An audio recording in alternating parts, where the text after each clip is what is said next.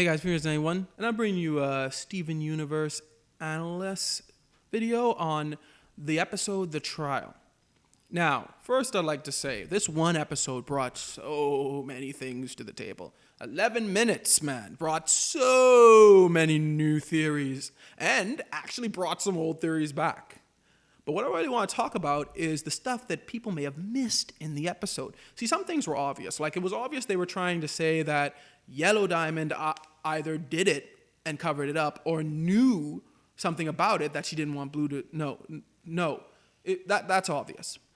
But there are certain things that happened in this episode that actually they didn't touch on. Certain things that may actually be important going forward.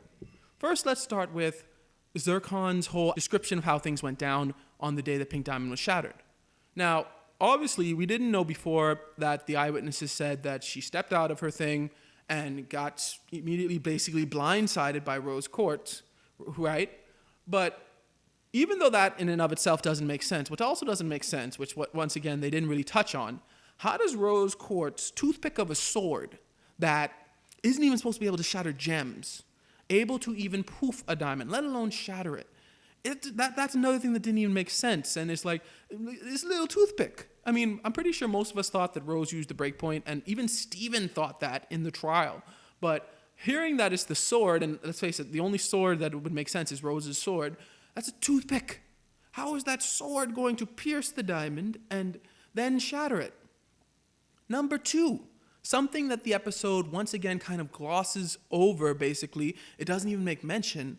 Why would Rose confess to something she didn't do?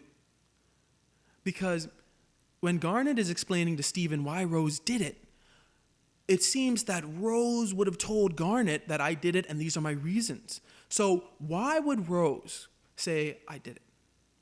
Now, we're going to have some theories later on that and other things, because what I plan on doing is a whodunit series, basically, where I focus on one character and talk about their motives, basically how and why they could have done it.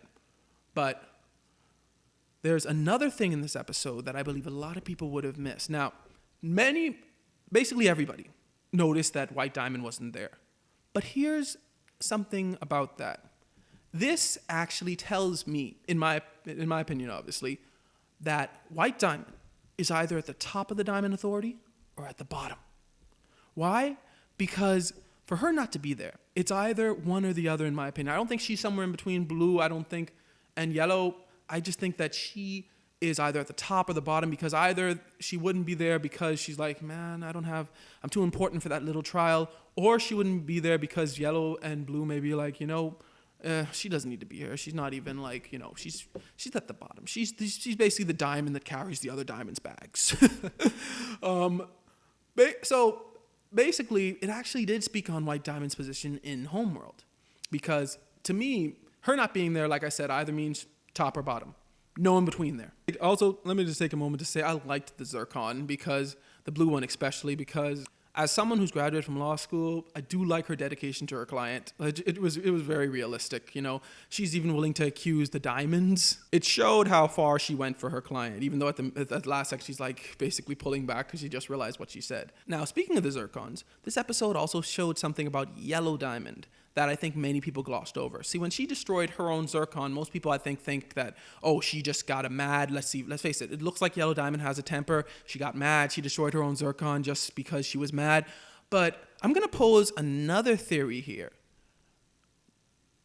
What if she destroyed her own Zircon because her own Zircon heard the explanation given by the blue Zircon? Remember, if Yellow Diamond is hiding something, and let me just say this, I don't think she did it, and the only reason I don't think she did it is because they seem to be pushing that she did do it, and that she covered it up. And usually when they do that, that means that's someone else. They're trying to push this out to you so you think it's her, and then later on, they reveal, dun, dun, dun, it's someone else. So that's the only reason I really don't think she did it.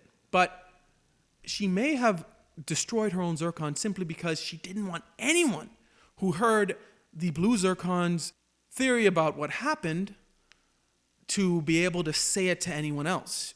Like a full-on cover-up, basically. And whether she's doing this to protect Blue just because Blue is so devastated by what happened to Pink Diamond, and let's face it, for the last 4,000 years, Blue has basically been the only one wondering what happened. And that's seemingly why she's so devastated, because she's trying to figure out in her mind how it could have happened, and she still hasn't been able to do that. So yeah, this episode revealed a lot. And like I said, God willing, I will have many theory videos based on this one episode alone in the very recent future, because this episode gave us so much to talk about. So what were you guys' thoughts on this episode? Did you guys see some things in this episode that I may have missed? Why don't you guys tell me in the comments below. Thanks for watching. Remember to like, share, and subscribe, and may God bless you all.